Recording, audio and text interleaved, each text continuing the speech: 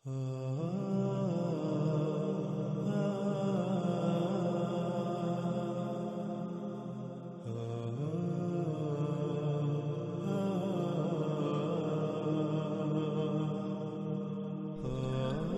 گزشتہ ایک ساتھ میں دعوت الارض کے موضوع پر قرآن الحکیم سے تفصیل کے ساتھ بات ہو چکی۔ اب ہم دعوت الارض پر بات کریں گے روایات سے، یعنی محمد رسول اللہ علیہ السلام کے الفاظ کی روشنی میں جو ہم تک مختلف روایات کی صورت میں پہنچے، جنہیں احادیث کا نام بھی دیا جاتا ہے۔ جیسا کہ اس وقت آپ کو اسکرین پر روایت نظر آ رہی ہے، جس میں رسول اللہ صلی اللہ علیہ وآلہ وسلم نے کہا، دابا نکلے گا آرام دہ پرسکون عالی شان تیز رفتار دروازوں والی سواریوں سے، یعنی 7 کے قریب نکلنے والا دابا عالی شان پرسکون آرام دہ تیز رفتار دروازوں والی سواریاں ہوں گی، جو مشکل ترین کٹھن دشوار گزار تنگ رستوں گھاٹیوں پہاڑی رستوں میں پرسکون آرام دہ اور تیز رفتاری کے ساتھ سفر کریں گی۔ ناظرین، لفظ دابا کے معنی ہم جان چکے۔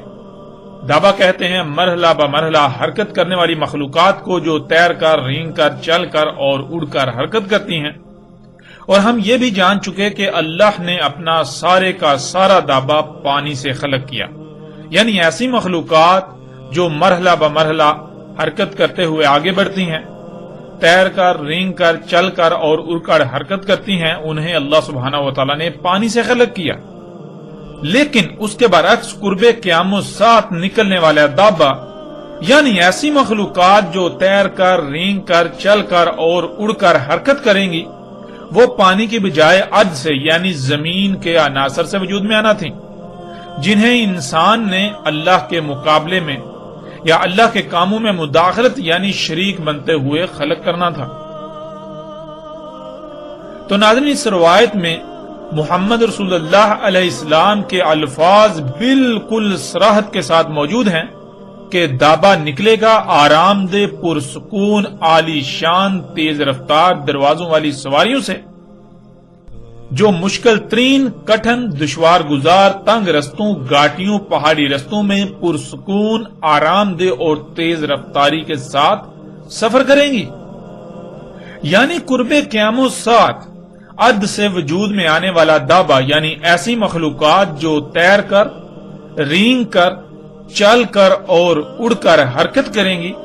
وہ انتہائی آرام دہ پرسکون عالی شان تیز رفتار اور دروازوں والی ایسی سواریاں ہوں گی جو مشکل ترین کٹھن ترین دشوار گزار تنگ رستوں گھاٹیوں پہاڑی رستوں میں پرسکون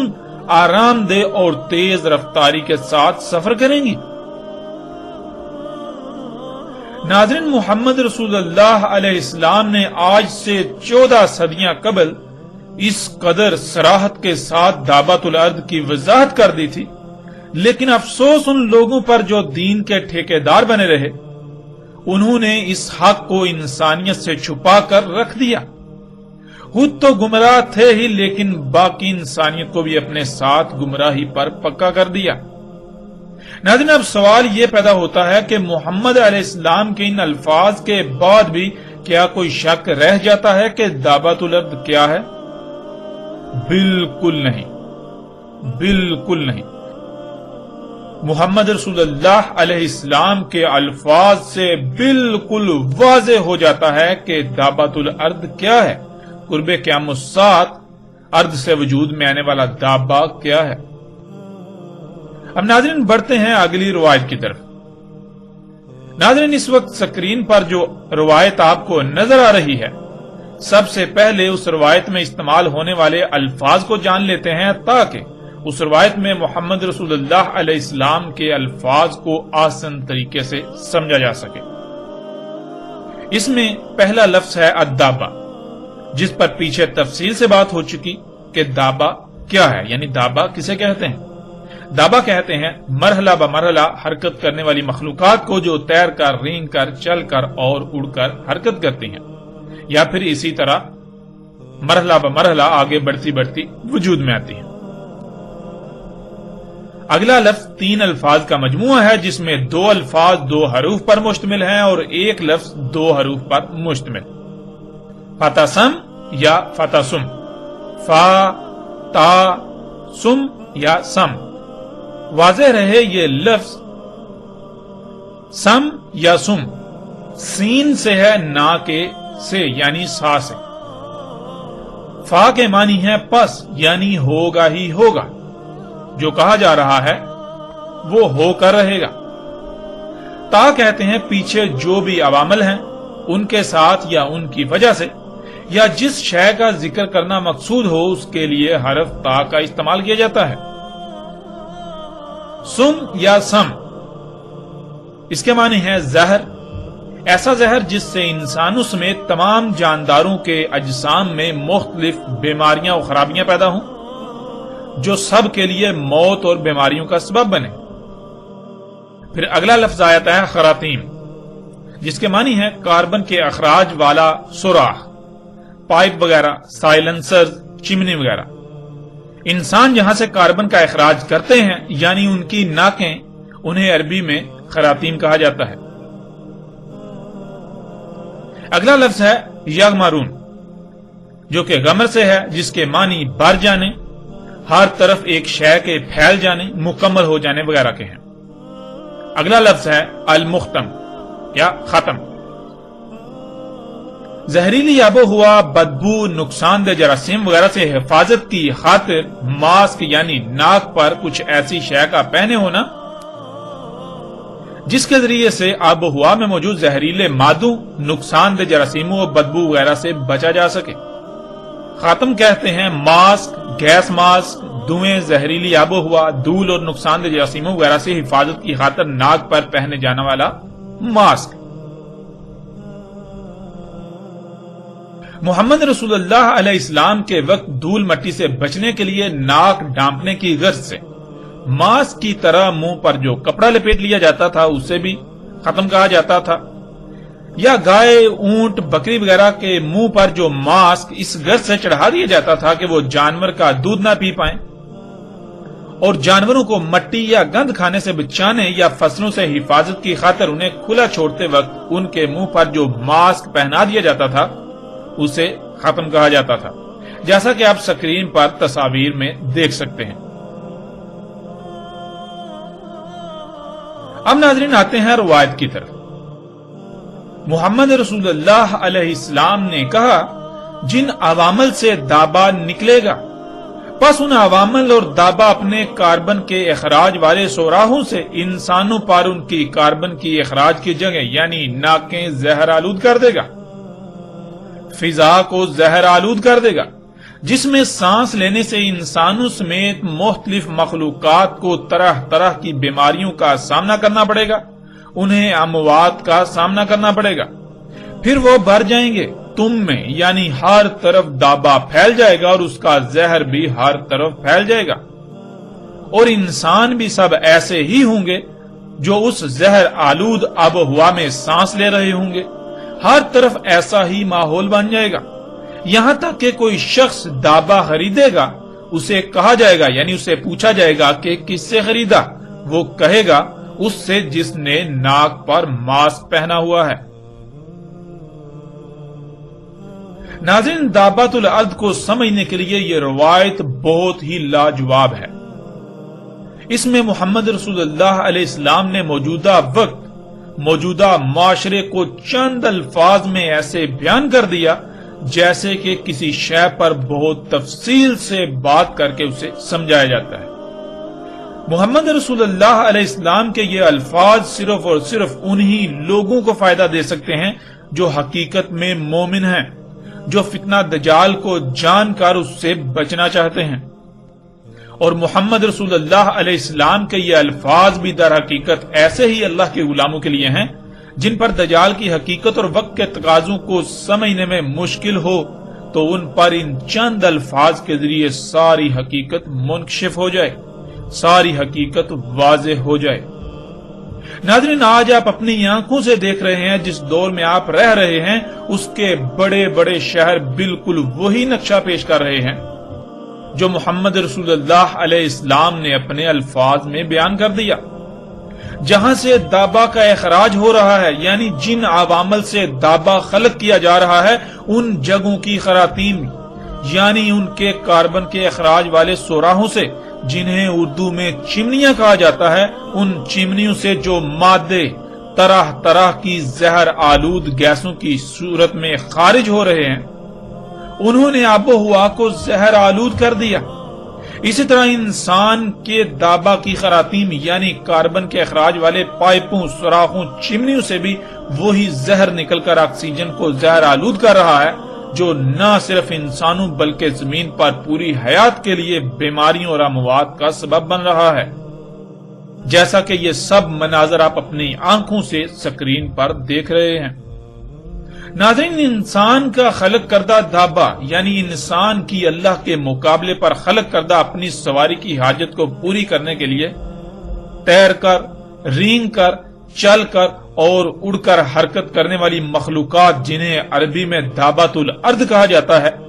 یہ دابا اور جہاں یہ دابا تیار ہوتا ہے، جن کارخانوں میں اس کو خلق کیا جاتا ہے، ان کارخانوں کی خراطیم یعنی چمنیوں سے، گیسوں کے خارج کرنے والی جگہوں سے نکلنے والے زہریلے ذرات سے بھرپور دھوئیں نے، ان طرح طرح کی زہریلی گیسوں نے آج پوری دنیا کی فضا کو نہ صرف اس زہریلے دھوئیں یعنی ان زہریلی گیسوں سے بھر دیا، بلکہ انسانوں کی ناکیں ان پر زہر آلود کر دیں۔ آپ تصاویر میں مختلف شہروں کو ان دھوؤں سے یعنی ان گیسوں سے بھرا ہوا دیکھ سکتے ہیں، اور دابا کے خارج کردہ اس زہریلے دھوؤں یعنی طرح طرح کی زہریلی گیسوں سے دنیا میں ہر سال لاکھوں کی تعداد میں اموات ہو رہی ہیں، اور تقریباً ہر انسان کسی نہ کسی بیماری کا شکار ہے، اور اس کے علاوہ زمین پر تمام کی تمام حیات کے لیے زہر قاتل بن چکا ہے۔ ناظرین، اب سوال یہ پیدا ہوتا ہے کہ محمد رسول اللہ علیہ السلام نے دابۃ الارض کے بارے میں جو کہا، کیا اس کے بعد بھی دابۃ الارض کی پہچان میں کوئی شک رہ جاتا ہے؟ وہ لوگ جو آج تک اپنے نظریات و عقائد کو دابۃ الارض کا نام دے کر کہ وہ ایک جانور ہوگا اور زمین سے نکلے گا پھر اس کا انتظار کر رہے ہیں، ان سے سوال ہے کہ کیا تمہارا وہ جانور پوری دنیا کی فضا کو زہر آلود کر دے گا؟ کیا وہ طرح طرح کی زہریلی گیسوں کو خارج کرے گا؟ کیا ان گیسوں سے انسانوں سمیت زمین کی تمام حیات کو نقصانات کا سامنا کرنا پڑے گا؟ کیا انسانوں سمیت باقی جانداروں کو طرح طرح کی بیماریوں سمیت ایک بڑی تعداد میں اموات کا سامنا کرنا پڑے گا؟ اور ناظرین، مرزا غلام احمد قادیانی کو رسول، مہدی اور مثل عیسیٰ سمجھنے والوں سے بھی یہی سوالات ہیں کہ مرزا غلام احمد قادیانی نے مسلمانوں کے مذہبی علماء کو دابۃ الارض قرار دیا، تو کیا مسلمانوں کے علماء کے اجسام میں ایسی چمنیاں نصب ہیں جن سے وہ طرح طرح کی زہریلی گیسیں خارج کرتے ہیں، جس سے وہ طرح طرح کی زہریلی گیسیں خارج کر کے پوری دنیا کی فضا کو زہر آلود کر رہے ہیں؟ اور ان زہریلی گیسوں سے کیا پوری دنیا میں انسانوں سمیت مختلف جاندار لاکھوں کی تعداد میں اموات کا شکار ہو رہے ہیں، طرح طرح کی بیماریوں کا شکار ہو رہے ہیں؟ کیا مسلمانوں کے علماء ایسی زہریلی گیسیں خارج کر رہے ہیں جس سے انسانوں سمیت تمام جانداروں کو طرح طرح کی بیماریوں سمیت اموات کا سامنا کرنا پڑ رہا ہو، جن سے انسانوں کو سانس لینے میں دشواری کا سامنا ہو؟ اور پھر مرزا غلام احمد قادیانی نے ایک کیڑے کو دابۃ الارض قرار دیا، تو کیا اس میں یہ تمام تر صلاحیتیں پائی جاتی تھیں؟ جان لو، مرزا غلام احمد قادیانی اگر اللہ کا رسول تھا تو اس کا دعویٰ غلط نہیں ہو سکتا تھا، اور اگر اس کا دعویٰ غلط ثابت ہو جاتا ہے تو وہ اللہ کا رسول نہیں بلکہ وہ ایک دھوکے باز اور جھوٹا مکار شخص تھا۔ حقیقت آپ کے سامنے ہے، جیسے جیسے آگے بڑھیں گے تو مرزا غلام احمد قادیانی سمیت ایسے ہی باقی جتنے بھی دھوکے باز ہیں جو علماء کے نام پر دن رات اللہ سے دشمنی کر رہے ہیں،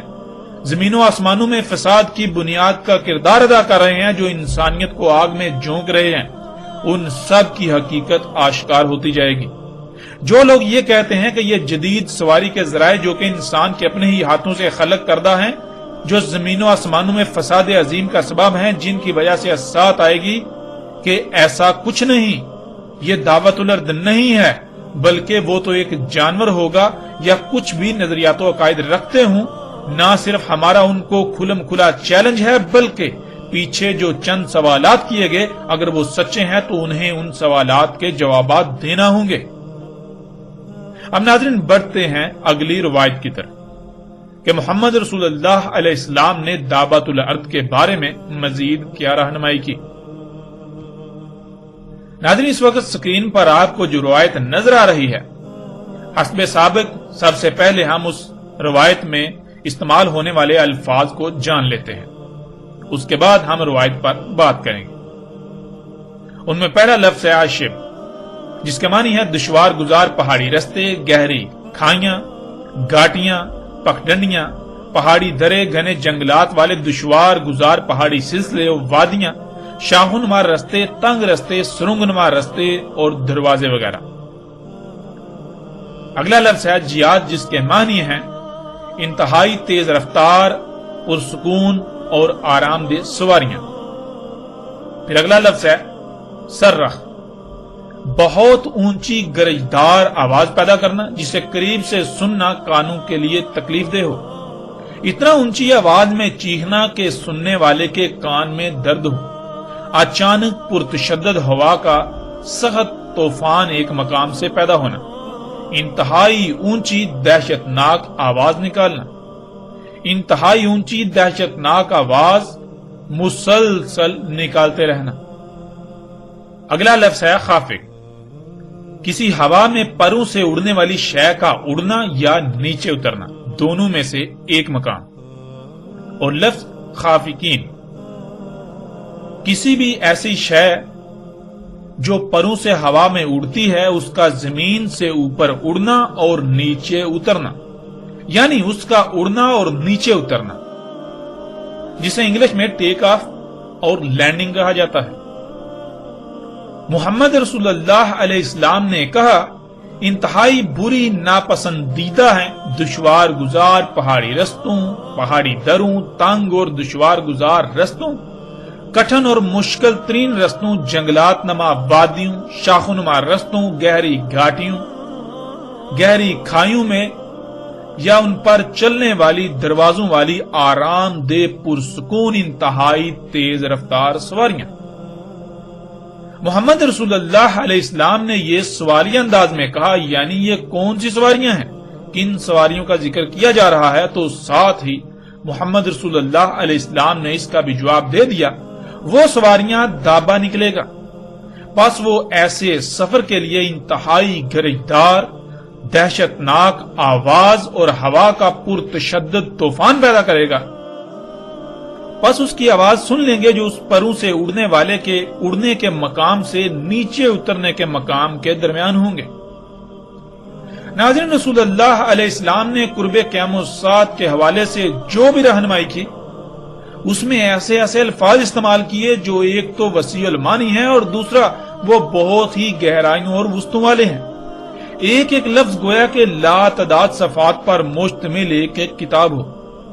اس روایت میں محمد رسول اللہ علیہ السلام کے الفاظ کی جتنی بھی گہرائی میں جانے کی کوشش کی جائے وہ کم ہے، لیکن اس کے باوجود یہ چند الفاظ آج کی حقیقت کو ایسے کھول کھول کر بیان کر رہے ہیں کہ جیسے محمد رسول اللہ علیہ السلام آج ہمارے درمیان موجود ہیں اور وہ آگاہ کر رہے ہیں۔ یہ ایسے الفاظ ہیں جو قرآن کی طرح ہر دور کے لیے اپنے اندر رہنمائی سموئے ہوئے ہیں۔ آج ہمارے لیے سمجھنا بالکل بھی مشکل نہیں کہ وہ کون سی سواریاں ہیں جو ایسے دشوار گزار رستوں پر تیز رفتاری سے سفر کرتی ہیں اور ان میں بہت ہی آرام دہ پرسکون سفر ہوتا ہے۔ پھر وہ سواریاں دروازوں والی بھی ہیں۔ ایسی خصوصیات کی حامل تمام سواریوں کو رسول اللہ علیہ السلام نے دعوت الارض کہا، جو قیام الساعت کی اشراط میں سے ایک شرط تھی۔ محمد رسول اللہ علیہ السلام نے بتایا کہ ایسے مشکل دشوار گزار ترین علاقوں رستوں پر سفر کرنے والی سواریاں وہ دابا ہوگا جو قرب قیام الساعت نکلے گا۔ پھر جیسے اللہ سبحانہ و تعالیٰ نے قرآن میں بالکل کھول کر واضح کر دیا کہ دابا کیا ہے، جس میں ٹانگوں پر چلنے والے، پیٹ کے بال رینگنے والے اور اسی طرح فضا میں اڑنے والے سب کے سب جاندار اللہ کے دابا ہیں، جن میں انسان کا بھی شمار ہوتا ہے، وہ سب تو اللہ کا دابا ہے جسے اللہ سبحانہ و تعالیٰ نے قرآن میں کہا کہ ہم نے اسے پانی سے خلق کیا، کس کس مقصد کے لیے خلق کیا، ان میں غور و فکر کرنے سے وہ سب بھی واضح ہو جاتا ہے۔ جیسے کہ ان میں گدھے، گھوڑے، اونٹ وغیرہ سواری کے ذرائع تھے، لیکن آج وہ سب تو ناپید ہونے کے قریب چلا گیا، تو پھر آج جو کچھ ان کے متبادل کے طور پر ہے، جو کچھ بھی ان کے متبادل کے طور پر موجود ہے، وہ سب کیا ہے؟ 2 2 3 3 4 4 یا اس سے بھی زائد رجل یعنی ٹائروں پر چلنے والی گاڑیوں کی صورت میں، زمین پر رینگنے والی ٹرینوں، ٹراموں کی صورت میں، ہوا میں اڑنے والے جہازوں، ہیلی کاپٹروں وغیرہ کی صورت میں، اسی طرح سمندروں میں تیرنے والے جدید ترین بحری جہازوں کی صورت میں، یہ سب کیا ہے؟ سوال یہ پیدا ہوتا ہے کہ آخر یہ سب کیا ہے؟ ناظرین، اسی کو تو محمد رسول اللہ علیہ السلام نے دابۃ الارض کہا، اور اسی کو تو قرآن میں اللہ سبحانہ و تعالیٰ نے بھی دابۃ الارض کہا۔ یہی تو وہ سواریاں ہیں جو محمد رسول اللہ علیہ السلام کے بتائے ہوئے ایک ایک لفظ پر پوری اترتی ہیں، انتہائی آرام دہ، پرسکون اور تیز رفتار سواریاں۔ اسی طرح محمد رسول اللہ علیہ السلام نے پھر دابۃ الارض سے جو سب سے اوپر ہے اس کی بھی کھول کر صراحت سے وضاحت کر دی۔ وہ کون سی پروں سے اڑنے والی شے ہے جو انتہائی گرجدار، دہشتناک، کانوں کو پھاڑ دینے والی آواز اچانک پیدا کرتی ہے اور مسلسل وہی آواز نکالتی ہے، اور جب آواز نکالتی ہے تو ہوا کا انتہائی تیز پرتشدد طوفان پیدا ہوتا ہے۔ اس کے اڑنے اور واپس زمین پر اترنے کے درمیان جتنے بھی لوگ آتے ہیں اس کی آواز سن لیتے ہیں۔ اگر آج آپ غور کریں تو شک کی رائے بھی نہیں رہتی کہ آج کے یہ موجودہ ہوائی جہاز ان کے علاوہ اور کچھ بھی نہیں، الفاظ انہی پر پورے اترتے ہیں، جس سے یہ بھی واضح ہو جاتا ہے کہ آج موجودہ انسان کس قدر انتہائی خطرناک وقت میں موجود ہیں۔ الساعۃ بالکل سر پر آ چکی، اور یقیناً جو لوگ آج دنیا میں موجود ہیں ان میں سے بہت سے ایسے ہوں گے جو اگر مومن نہ ہوئے تو الساعۃ کو اپنی زندگیوں میں دیکھیں گے۔ ناظرین ذرا غور کریں، یہی جہاز کا انجن جب سٹارٹ ہوتا ہے تو ایک تو اچانک گرجدار اور دہشتناک آواز پیدا ہوتی ہے، اور دوسرا وہ سامنے سے ہوا کو لے کر پیچھے کو اتنی تیزی سے نکالتا ہے کہ اگر کوئی گاڑی یا انسان وغیرہ اس کے پیچھے کھڑے ہوں تو انہیں اڑا دے گا، اور اگر کوئی شے اس کے انجن کے سامنے آ جائے تو اسے اپنی طرف کھینچ لیتا ہے۔ یوں یہی جہاز پرتشدد طوفان بھی پیدا کرتا ہے۔ محمد رسول اللہ علیہ السلام نے تو رائے برابر بھی کسر نہیں چھوڑی صراحت میں، لیکن حیران کن بات یہ ہے کہ ایک ایسے وقت میں جب کوئی بھی انسان ان اشیاء کے بارے میں تصور بھی نہیں کر سکتا تھا، اس وقت ان اشیاء کے بارے میں ایسے الفاظ کا استعمال انتہائی غیر معمولی ہے۔ یہ کسی بھی سطح پر غیر معمولی اہمیت و حیثیت سے کم نہیں ہے۔ حقیقت تو یہ ہے کہ یہ الفاظ صرف اور صرف وہی شخص استعمال کر سکتا ہے جس نے یہ سب اپنی آنکھوں سے دیکھا ہو یا اسے دکھا دیا گیا ہو۔ اب ناظرین فیصلہ آپ کے اپنے ہاتھ میں ہے۔ محمد رسول اللہ علیہ السلام کے الفاظ کو دیکھیے کہ جسے دابا کہا کہ وہ پروں سے اڑے گا، وہ ایک مقام سے جب اڑے گا تو واپس دوسرے مقام پر جب نیچے اترے گا تو اس دوران وہ انتہائی گرجدار آواز پیدا کرے گا، اور اس کے اڑنے سے لے کر نیچے اترنے کے درمیان جتنے بھی لوگ آئیں گے سب اس کی آواز کو سن لیں گے، اور جب وہ آواز پیدا کرے گا تو وہ انتہائی پرتشدد تیز ہوا کا طوفان پیدا کرے گا۔ ناظرین ذرا غور کریں، یہ تمام کی تمام خصوصیات کس میں پائی جاتی ہیں؟ ذرا غور تو کریں، کیا اس سے بھی واضح الفاظ کچھ اور ہو سکتے ہیں؟ حقیقت ہر لحاظ سے آپ کے سامنے ہے، اور جیسے جیسے ہم آگے بڑھیں گے تو مزید روایات میں ہم دیکھتے ہیں کہ رسول اللہ علیہ السلام نے مزید اس دعوت الارض کے بارے میں کیا رہنمائی کی، کیا کیا الفاظ استعمال کیے۔